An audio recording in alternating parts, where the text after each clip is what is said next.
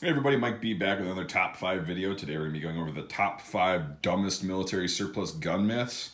These are things that I've heard and seen over the years being posted on the internet as fact by bloggers, forum posters, shit posters, YouTube commenters, all that stuff. Yeah, and a lot of blog posts that, they work for a quote-unquote reputable gun blog, and there's just so much bullshit information in there that I figured I'd make a top 5 dumb myths video to kind of address that. These also happen at the gun range, gun shows, and pretty much anywhere else somebody wants to be known as an expert on guns because it's an edgy, cool topic when really they don't know what the hell they're talking about. So, first myth that I saw on a gun blog a couple years ago, and then I just, for whatever reason, was perusing through it today and found it again, is that the AK-47, or in this case, a semi-automatic civilian version of the AKM, Romanian underfolder, not fully automatic or whatever, so it's technically not an AK-47, but it looks like one, so we'll go with that. The AK-47 is an inaccurate piece of shit. And I'll go a step further and regurgitate what this blogger said, but first of all, that's definitely not true. So if you're comparing it to an AR-15, which people, say, oh god, it's a precision rifle, it's good up to 1,000 yards. Well, yeah, 5.56, that's debatable all day long how effective it is at that distance. But the cool thing is, when this rifle was initially designed, it wasn't made for anything out past about 300 meters. The sights go up to 1,000 or whatever the hell you go up to on this, but that's really wishful thinking when you're really talking about the cartridge, the barrel length, and just the use of the rifle in general. It's made for close quarters combat, so is the AR-15. It's made for things within 300 yards, or 300 meters, which is not that far, but it's still pushing out there. So, again, it's not made to be a tack driver at 1,200 yards or meters, whatever. However, within 300 meters, every single AK platform I've used, whether it be the original barrel, like an original imported barrel, I'll get to that in a second, or a US barrel, has been just as accurate and reliable as an AR-15 within 300 yards every single time. Now, the only exception is the ones like that have been used in Africa and the Middle East and pretty much everywhere else but the US, because we can't have Class 3 stuff without expending a ton of money and going through a bunch of hoops. Or the barrels that have had, they're made in 1954 and they've had, 2 or 3 million rounds put through them, just cyclically heating up, cooling down, all this ammo, steel jacketed ammo, steel cased ammo. And the crown may not be as good as it was when it was new, causing an inaccuracy problem. Easy solution, replace the barrel. It's not the gun's fault. It's a mechanical device. It wears out over time. That is the only exception. And I think because of that, people, think that because an AK that they saw in Iraq or Afghanistan or something, they come back and go, oh, that could hit the broadside of a barn. Well, when you have the right kind of sighting tool and you've got a decent barrel on it that's not shot out and had 3 million rounds put through it, they're actually pretty damn accurate, up to about 500 meters that I've seen and personally done. The cartridge at that point starts losing a little bit more velocity than I'd like, but hey, again, it's made for combat within 300 yards or 300 meters. And then, so we'll go a step further on this one. They won't all be this long, but I found this just absolutely fucking hilarious.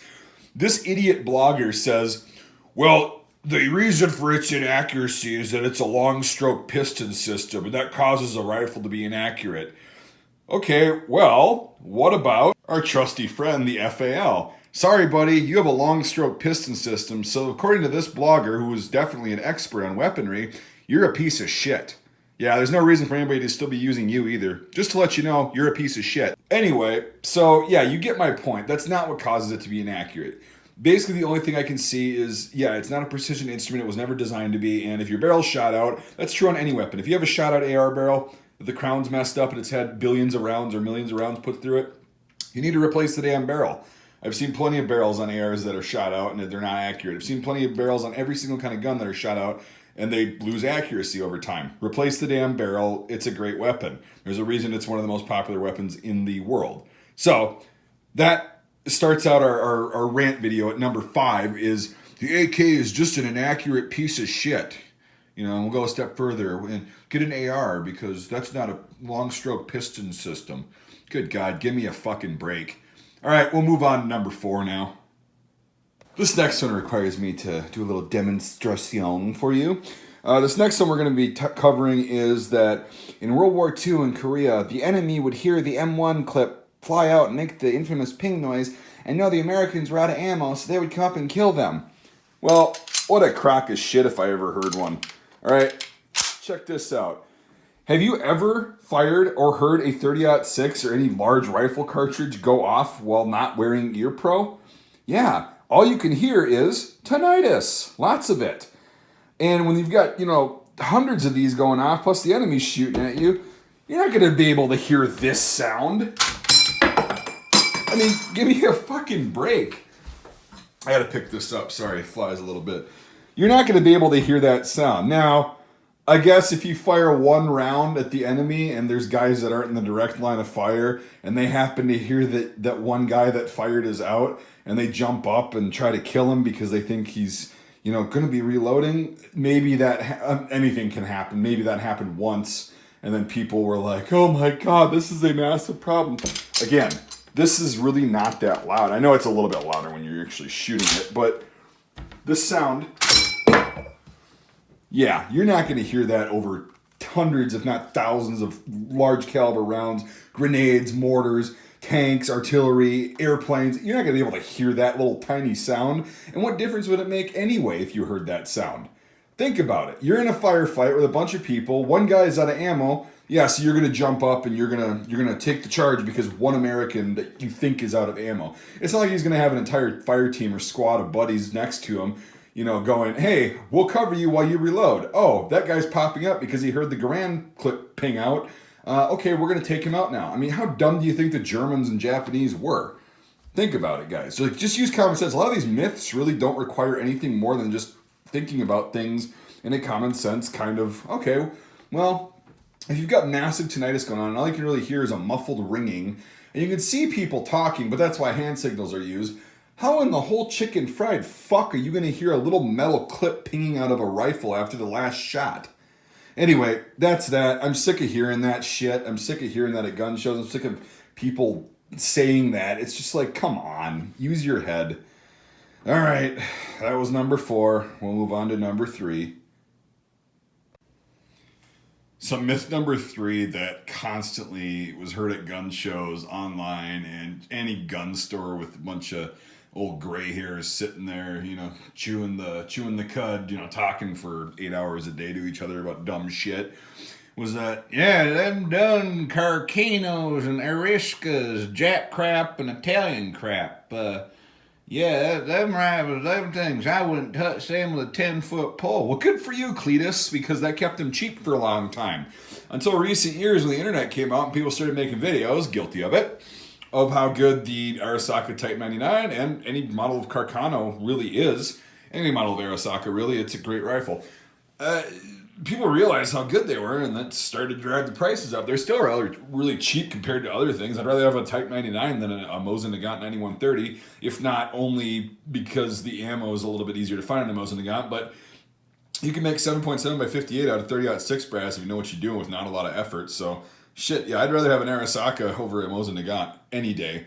As far as a Carcano as well, those things are fantastic. I really miss my 1891 long rifle, but this model 1938 cavalry carbine I'll have to do for the presentation. That was one of my first rifles. Actually, these were my first 2 rifles ever. Yeah, I got the Arisaka for $40 and I got the Carcano for free. So yeah, win on my part. So that definitely was cheap. I fired both of these. They're both insanely accurate. They're reliable. I never had a malfunction with them. Sometimes bolts stick on old guns. Mainly it's because you're using the wrong ammo or too hot of ammo or not hot enough. But what's interesting too about the Arisakas is after World War II, a research study was done and they basically tested every single rifle of the Second World War. And there was different classifications, semi-automatic, et cetera, et cetera. And out of all the bolt-action rifles that were used in the Second World War, the Arisaka's action scored the highest for safety, the least amount of failures, and just the overall strongest action of any bolt-action rifle used in the Second World War. So all these old-timers and just dumb younger people that listen to that shit that go, yeah, them things are crap. Keep letting them think that. They're awesome rifles. The only reason they kind of suck a little bit is the ammo isn't super readily available at Walmart. But yeah, if you know what you're doing, you can get 6.5 Carcano ammo online all day, and you can either make or pay a little bit more for 7.7 ammo. really easy. Both insanely reliable weapons.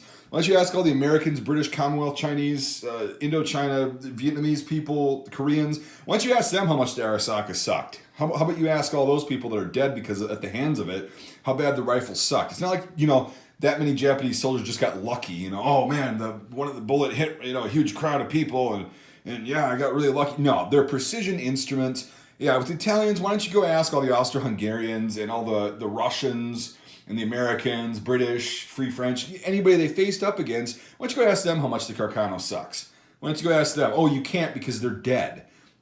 Yeah, these rifles are made to kill, and that's what they do. They kill game very well. I definitely want to go hunting with the Arasaka someday. They're great target shooters, and that's just a fact. Like, they were made for a purpose. They serve that purpose. They're not crap. A country is not going to generally issue their main line of defense or offense a horseshit weapon. It happens sometimes, but usually it gets quashed pretty quick and they come up with something a little bit better.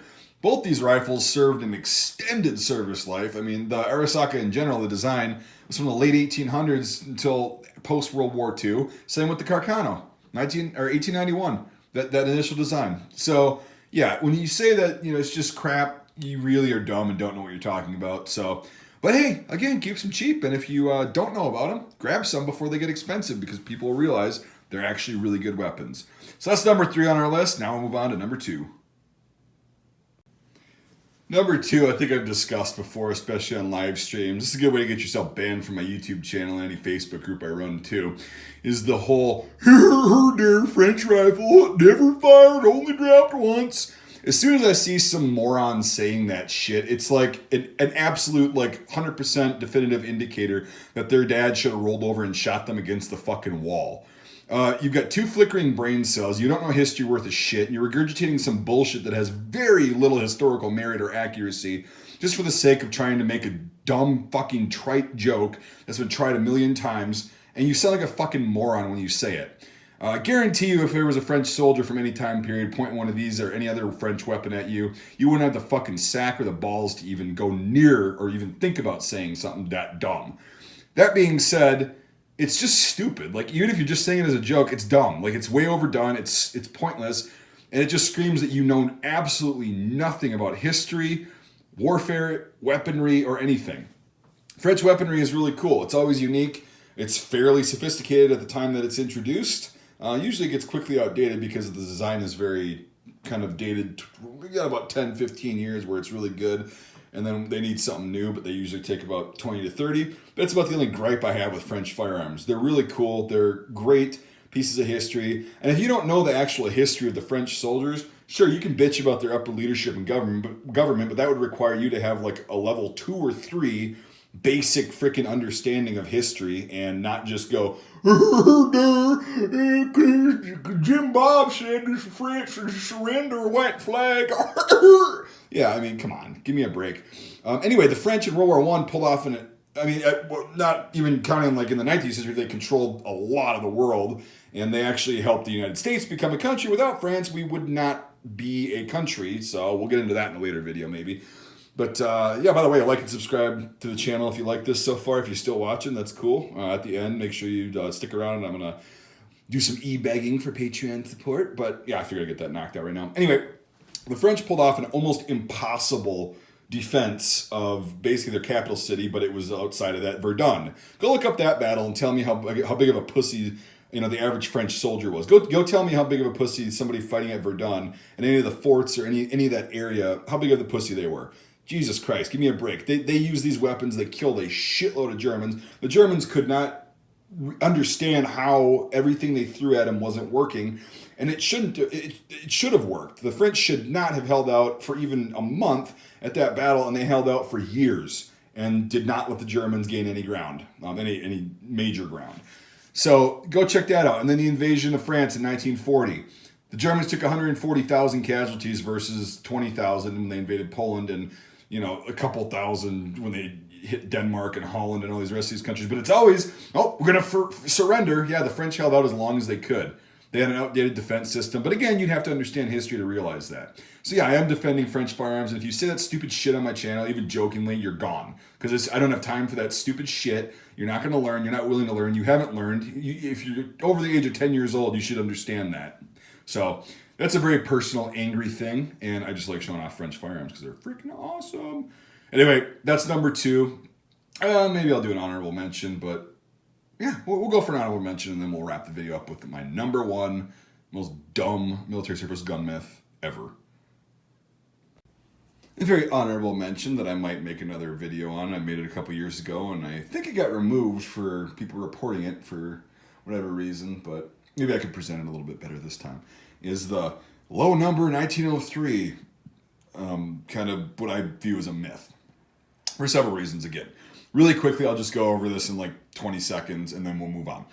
First of all, Hatcher's notebook, he says that, well, did you also read the part where it says they loaded the cartridges 1.5 to 2 times over pressure and tested these receivers and fired multiple rounds to them, and out of over 300 tests, only 68 of them cracked with double loaded cartridges. Also, there was 2 incidents approximately reported in the First World War of receivers failing, mainly probably due to underloaded ammo because it's during wartime and quality control isn't what it should be. And also, how many low number 1903s have been used by Bubba and his granddad and everything hunting game for the past 100 years, and how many incidents have actually been reported? I'd like to see all those numbers, and then you'll convince me that the 1903 with low serial number is going to blow up using standard 150 grain full metal jacket M2 ball ammo. Anyway, that's the honorable mention. I know that's going to create a lot of controversy. Oh, Hatcher's notebook. Oh, I'm old. I know this. Okay, bring it on. Right, number 1. Oh, God, look who's back. Our friend, the M1. I don't know why the hell there's so many myths regarding this. I think it's all the old guys that, oh, my daddy carried one of these when he saved the world, made it safe for democracy, so I'm going to learn everything I can about it. Well, somehow this frickin' rumor started about Garand thumb, right? Your thumb gets all bruised from loading the M1 rifle. I'll put the camera up a little bit and get a little bit better angle. Well, I made a video on this a couple years ago too, and it, for some reason, didn't do so well. But now I understand how to explain it a little better, and people were commenting. And there's some people that have cognitive dissonance, where they're just you could show them right in front of you like the absolute facts and go over it a million times, and they still won't be convinced because their mind is already made up and they're incapable of learning shit. That's if you're like that, you're not gonna find any of this video entertaining, and I don't know how the hell you made it this far. Anyway, if you're still watching, the reason M1 thumb cannot happen while you're loading an M block, all right, is the spring pressure from this actual clip that holds the rounds in there in a certain way won't allow that to go forward. So whenever you insert a clip, see, there, that's what it does. My thumb is in there, right in front of the bolt, and it's fine. That's what it does. You have to physically slap the charging handle forward to actually get the round to chamber. Bam, now it's chambered, okay? So if you don't do that, I'll have to load this again. I just wanted to demonstrate that. If you don't do that, if you don't slap the round in, it's not just gonna chamber itself. Now, there have been some people that have said that they had clips that were, worn out and weren't really holding the rounds in. And I can see, but it'd be like a lagged effect. It'd be like you put the clip in and it goes, so you'd actually have time to get your hand out of the way. So if you get Garand thumb, what you're probably doing is on an empty chamber. I'm going to hold this back because I'm not an idiot enough to do that. On an empty chamber, you probably just press this down and then bam, that's what happens.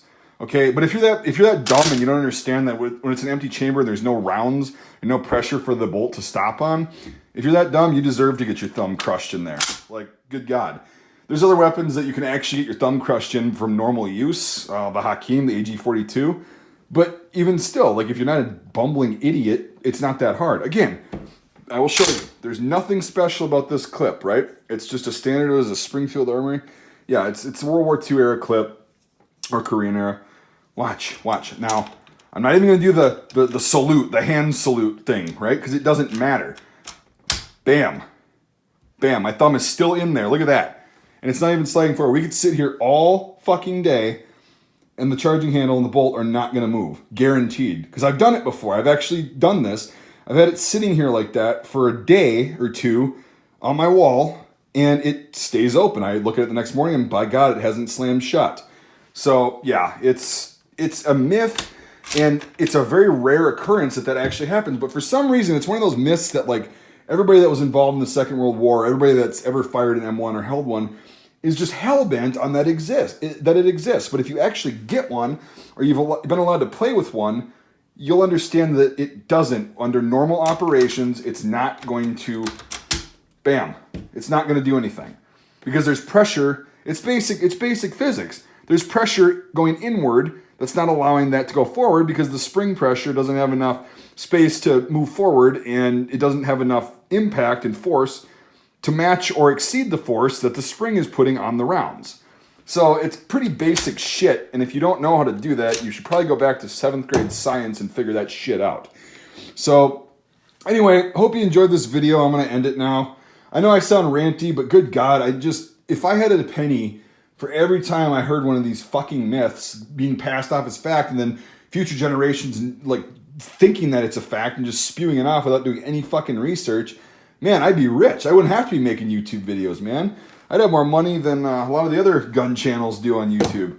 But that's just not the way it goes, I guess. But yeah, so I figured I'd just share that with you for a little bit. Let me get you some gun porn here. There you go. Just figured I'd share this with you. Honestly, these are myths that I do hear quite a bit, and you've probably seen them yourself online or heard them. And they drive me nuts because I don't really like blatant misinformation that's really not that hard to figure out being passed off as a fact just because it's a weird hobby that people think is cool and they want to get into. And the M1 is probably the most popular rifle that has myths surrounding it, next to the 1903. And then you got all the rest of them that I just discussed. I tried to spice it up, but the M1 is just too irresistible, and it's got too much shit surrounding it to not do a number one. Or number one and number 4 was it? Yeah, on here. Anyway, all right, I'll stop ranting. Thanks for watching, everybody. If you made it this far, consider becoming a supporter on Patreon. It really does help the channel grow, as I have been self-funding it for a few years, but I ran out of money and now I got to pay off some debt. So crowdfunding has really been helping it out lately. We got several good patrons on there. We've got my top patron, Benjamin, as we call him. He donates $50 a month to help support the channel. That allows me to buy ammo, different equipment, sometimes firearms if we get enough people on there to do reviews on, go out and actually show you how they're used, not just sit at a bench and bore you to death shooting shit, shooting paper and like, oh man, this thing's actually pretty darn cool. No, it's like I go out there and do bounding fire and shit like that and put these things through the ringer because I shoot all the guns that I own. Anyway, I also get gear to do my historical series if you're into that stuff. But yeah, anyway, it'd be really cool if you consider doing that. Link is in the description. $1 a month, $12 a year buys you in, get exclusive content, take votes on stuff, and I actually do ask you and you have input on what I spend your donations on. So it's a pretty cool thing. Most of my patrons are pretty happy with it. Well, actually all of them are, obviously, because they're still patrons. So yeah, all right, I will cut this video short. I appreciate you watching. Let me know what you think in the comments. And yeah, I wouldn't test the boundaries on the never fired, only dropped once, because I'm pretty serious about that. It really pisses me off. So anyway, thanks for watching, everybody. Hope you enjoyed it. I already asked you to like and subscribe, but in case you've forgotten the past 7 minutes of me rambling about shit, please do that. And we'll see you on the next video.